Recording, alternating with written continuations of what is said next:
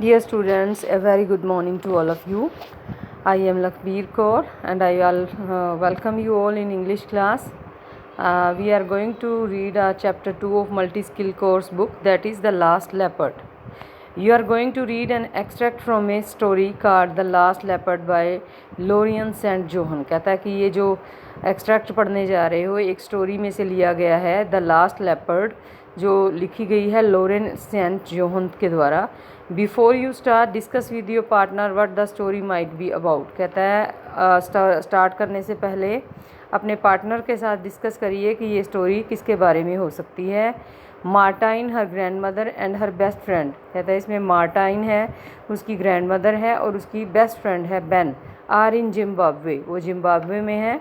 To help her grandmother's friend Sadie, और वो क्यों गई हुई है वहाँ पे अपनी ग्रैंड मदर की फ्रेंड की सैडी की मदद करने के लिए.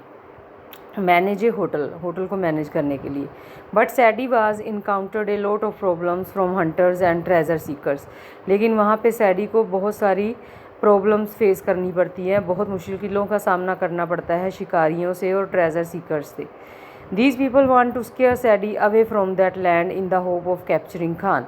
ये लोग चाहते थे कि सैडी को यहाँ से डरा करके दूर भगा दिया जाए उसकी लैंड से, इन the hope of capturing Khan, क्योंकि वो एक खान को पकड़ना चाहते थे जो कि लिजेंडरी जायंट लेपर्ड था, एक तेंदुआ था बहुत बड़ा जिसका नाम खान था, उसको पकड़ना चाहते थे. Read the extract to see what happens next. कहता है ये पढ़िए एक्सट्रैक्ट जो कि एक स्टोरी में से लिया गया है और देखिए क्या होता है आगे. The last leopard.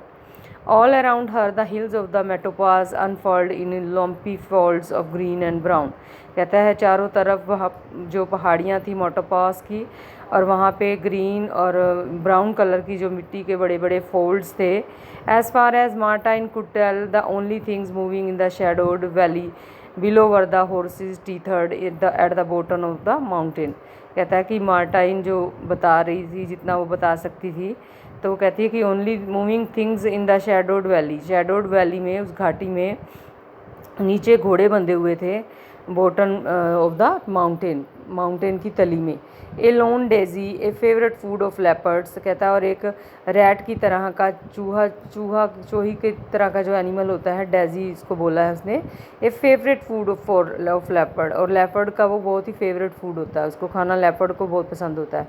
Sniffed along the base of the cave. कहता है वो जो केव है, गुफा है, उसको सूंघता हुआ बेस में वो जा रहा था. It had company and darted away. तो जैसे ही उसने देखा और वो it had company and darted away, और वो जल्दी से वहाँ से भाग गया वो चूहा.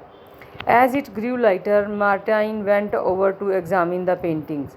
और कहते हैं कि जैसे ही ये जो दिन है जो थोड़ा सा हुआ, Martine went over to examine the paintings. Martine जो है वो पेंटिंग्स को एग्जामिन करने चली जाती है केव में, गुफा में. She never go tired of looking at cave pictures. और वह कभी भी नहीं थकती थी केव पिक्चर्स को देखते हुए, पेंटिंग्स को देखते हुए. Finding them endlessly fascinating and thrilling.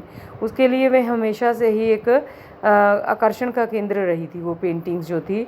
And thrilling, वो जिसको देख करके वह बहुत ही उसको अच्छा लगता था. And the sketches here were specially well preserved.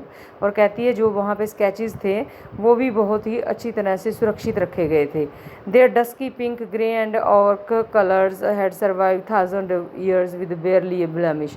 और कहता है कि उन पोस्टर्स, पेंटिंग्स जो वहाँ पे पिक्चर्स लगी हुई थी वो डस्की पिंक, ग्रे और ऑकर कलर के थे, जिनका रंग अभी तक देखो हज़ारों सालों के बाद भी उनका रंग ख़राब नहीं हुआ था, उस पर कोई भी ब्लेमिश नहीं आई थी, वो काले नहीं पड़े थे. There were the usual scenes of hunts, feast and ceremonies.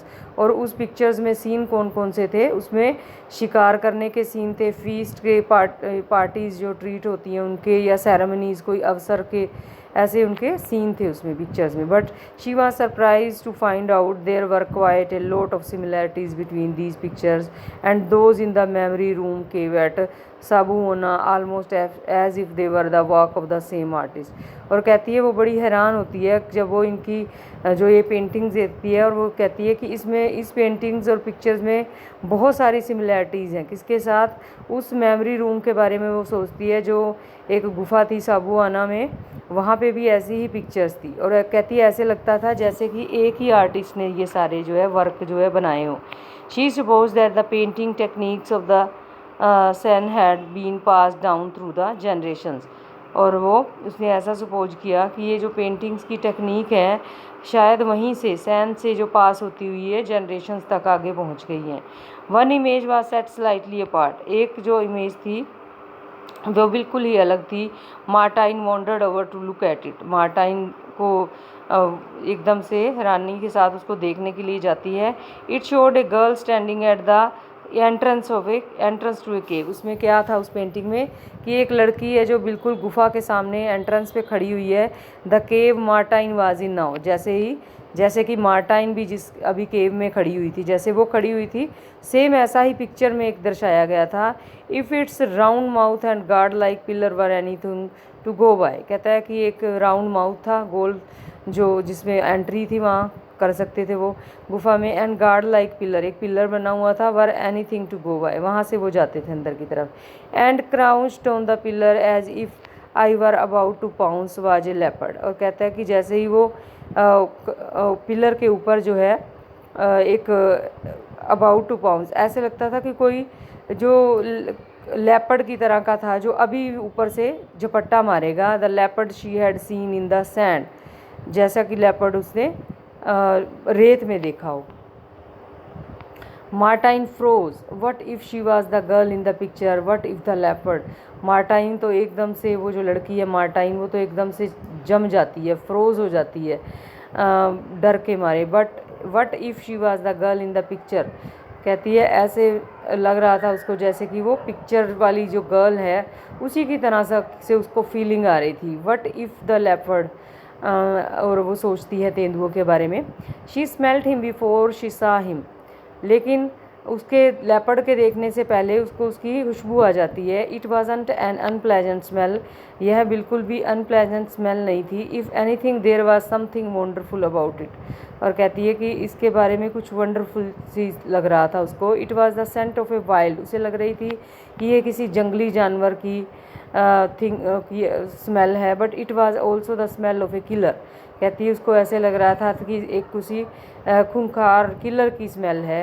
Eight Sawubona Martine have rehearse this moment 100 times in case she was ever confronted by a predator when out riding Jemmy. कहती है कि ऐसे साबुआना में ऐसा उसने experience कई बार किया था क्योंकि वहाँ पे भी ये पेंटिंग थी। मार्टाइन ने अपने मन ही मन में ऐसा बहुत बार रिहर्सल किया था, 100 टाइम्स उसने रिहर्सल किया था। अभी कभी उसका ऐसे खूंखार जानवर से मुठभेड़ हो जाए तो उसकी क्या फीलिंग्स होंगी। वैन आउट राइडिंग जैमी, जब वो जैमी के पेग ऊपर सवार होके जाती थी। But in her imagination she would always been able to gallop away on the white giraffe. और वो कहती है और अपनी इमेजिनेशन में, अपनी कल्पना में वो हमेशा ही वहाँ से अपने जिराफ के ऊपर बैठ करके, जो वाइट जिराफ था, निकल जाया करती थी बच करके। Now she was alone. लेकिन अब यहाँ वो अकेली खड़ी थी।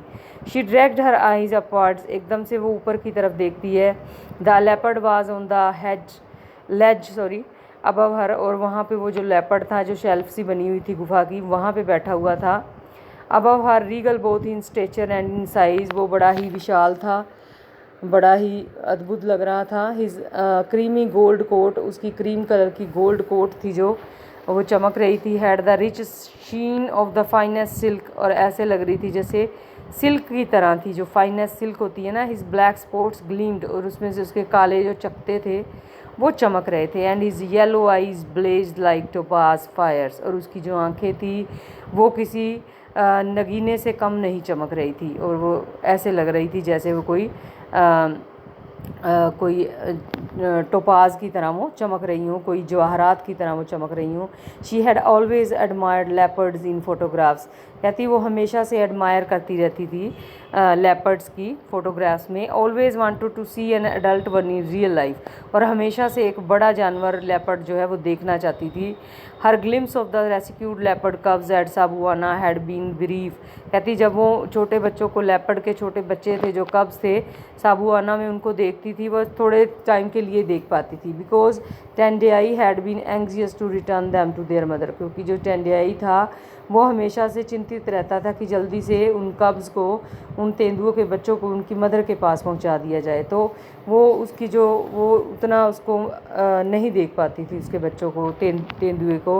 But nothing could have prepared her for the unquenchable spirit of Khan in the flesh power and wildness radiated from him, कहता है लेकिन इतनी वो कभी इतनी प्रिपेयर नहीं थी फॉर द अनक्वेंचेबल, जो ऐसी जो परिस्थितियाँ बनाई थी कि वो एकदम से लेपर्ड जो खान था वो उसके बिल्कुल सामने था। The flesh power and wildness radiated from here, और उसके एकदम से उसको देखने से ऐसे लग रहा था कि वो बड़ा ही शक्तिशाली, बड़ा ही उसमें वाइल्डनेस, जंगली पन था, और उसमें से वो झलक के आ रहा था क्योंकि वो जंगली जानवर ही था leopard. With one bound he smashed her to the earth, एक ही झपट्टे के साथ वह नीचे उतरा और उसने मार्टाइन को smashed her on the earth, और उसको धरती पे गिरा दिया। हिज ग्रेट पाज थस्ड अगेंस्ट हर चेस्ट, और वो उसने अपने पंजों के साथ उसकी छाती पर जो है, मार्टाइन की छाती पर पंजे लगाए। And his claws pierced her skin, और उसकी जो पंजे थे, पंजों के साथ उसने उसकी स्किन को फाड़ दिया, मार्टाइन की स्किन को फाड़ दिया। And then she was on the ground, और वो नीचे गिरी पड़ी थी। पेंटिंग एंड इन पेन, और वो हाँफ रही थी डर के मारे, और उसको बहुत दर्द हो रहा था। She could feel blood trickling down her armpit, और उसकी आर्मपिट के नीचे से जो ब्लड था वो टपक टपक करके नीचे आ रहा था। खान स्टूड ओवर हर, और खान जो था वो तेंदुआ जो था और उसके ऊपर खड़ा हो गया। His huge pass on either side of her body, और उसके बड़े बड़े पंजे जो थे उसकी छाती पर ऐसे रख करके वो इधर एक साइड, इधर पंजा हो गया एक इधर, और ऐसे वो खड़ा हो गया। The look in his ice was one of pure fury and hatred, और उसके खान की जो आंखों में एकदम से बहुत ज़्यादा गुस्सा और नफ़रत भरी पड़ी थी। She knew he would kill her without A care, वो जानती थी मार्टाइन कि वो बिना परवाह किए उसको मार सकता था, एकदम से मार देगा। ही गेव ए सैवेज सनाल, और वो गुर्राता है बड़ा भयानक तौर से। And his whiskered lips curled back over pink gums, और जैसे आपने देखा होगा ये तेंदुए जो लेपर्ड्स लोयंस होते हैं एकदम से गुर्राते हैं, तो इनके जो दांत, जो ऊपर वाला लिप है वो पीछे की तरफ हो जाता है और उनके मसूड़े नज़र आते हैं, तो ऐसे ही वो गुर्रा रहा होता है। His teeth were so close to her throat that Martine could feel his hot breath on her face, और कैसे उसके दांत जो हैं मार्टाइन के गले के बिल्कुल पास होते हैं, और मार्टाइन उसको उसके सांस लेने को फील कर रही होती है, भी ये तेंदुआ उसके ऊपर चढ़कर बैठा होता है, और उसके गर्दन के पास बिल्कुल उसके जो सांस थे, गर्म हवा उसके मुंह से, तेंदुए के से निकल रही थी, वो मार्टाइन के मुंह पर पड़ रही थी। Yell and we will come running, Ben had promised, but she would be dead long before he could get to her, and Khan would probably die too. एकदम से कोई चिल्लाता हुआ आता है दौड़ता हुआ। Ben had promised but she would be dead long before he could get to her, and Khan would probably die too, और कहता है कि शायद वो मार्टाइन जो ही मर चुकी होती, मर सकती थी, and Khan would probably die too, Khan भी शायद मर ही गया होता। Because in spite of his clan oath their guide Nganya wouldn't hesitate to shoot the leopard and try to save her, क्योंकि जो नगन्या था उसका जो गाइड था, उसने कुछ नहीं देखना था अभी क्या हो रहा है, उसने एकदम से उस लेपर्ड को शूट कर देना था, और क्योंकि उसने मार्टाइन को बचा लेना था। लेकिन जो मार्टाइन थी वो नहीं चाहती थी कि कोई भी खान को शूट करे, ठीक है। Twice in the past Martine gifts had allowed her to have a deadly attack, कहता है पास्ट में भी मतलब मार्टाइन को 2 बार मतलब ऐसी वो अटैक से बची है, ऐसे मतलब उसके एक अटैक हुए हैं जिससे वो बच करके निकली है मौत के मुंह से। Once when a Rottweiler dog had tried to stop her from rescuing Jamie, कहता है एक बार तो रोटविलर डॉग से वह बची है जब वो जेमी को रेस्क्यू कर रही थी। And another time when a great white shark was on the verge of eating an American tourist, और कहता है एक बार जब वो एक अमेरिकन टूरिस्ट को एक शार्क से बचा रही थी तब वह मौत के मुंह से बच करके आई थी।